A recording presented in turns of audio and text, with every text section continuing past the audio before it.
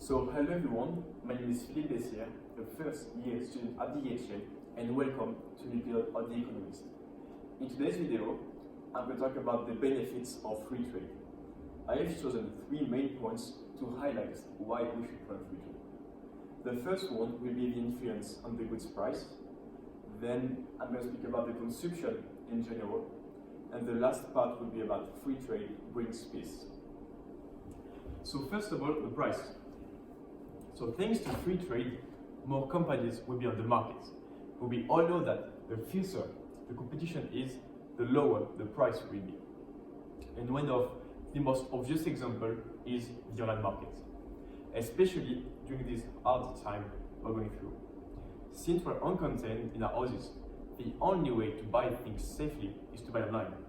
And some companies understood it, like Amazon, for example. And since then, you can see the prices going lower and lower. And the only way to see the full extent of the company's websites is to allow the population to have a full access of the internet and not restrain them like protectionists can do. On the other hand, you can speak about the traditional market where you can find products from everywhere. And you can see how much is price or just a slight variation of that one. And the only expression of that is competition. It is made by allowing this competition to get every supplier from all around the world fights to get his products by the population. On the other hand, we can speak about this chart where it shows the international food prices and export restrictions. And you can see during the last few years that export restriction have increased. So in consequence, the international food prices have increased as well. So you can see that free trade is a win-win situation. So now I'm going to speak about the consumption, which directly flows from the price. So if you stand against free trade, you have to realize that you're not going to find every product that you currently have on the market.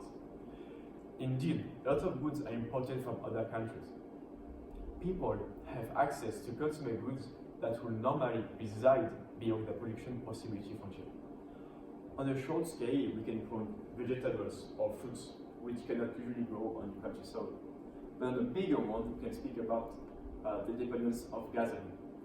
In fact, approximately 97% of the world is dependent on fossil fuels. And how a country can run its military operations or just provide gasoline to its own population if they are 100% dependent. It will be a complete mess within a month or less. So protectionism is the field of possibilities. And last but not least, the peace.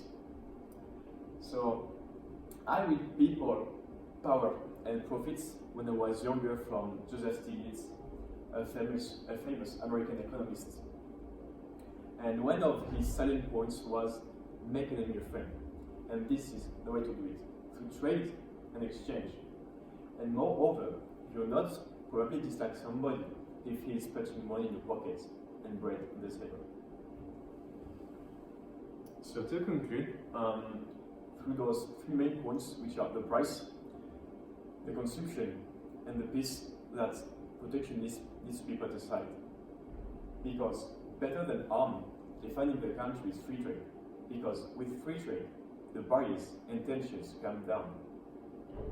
So if you have any question, just feel free to comment below the video and I will answer as soon as possible.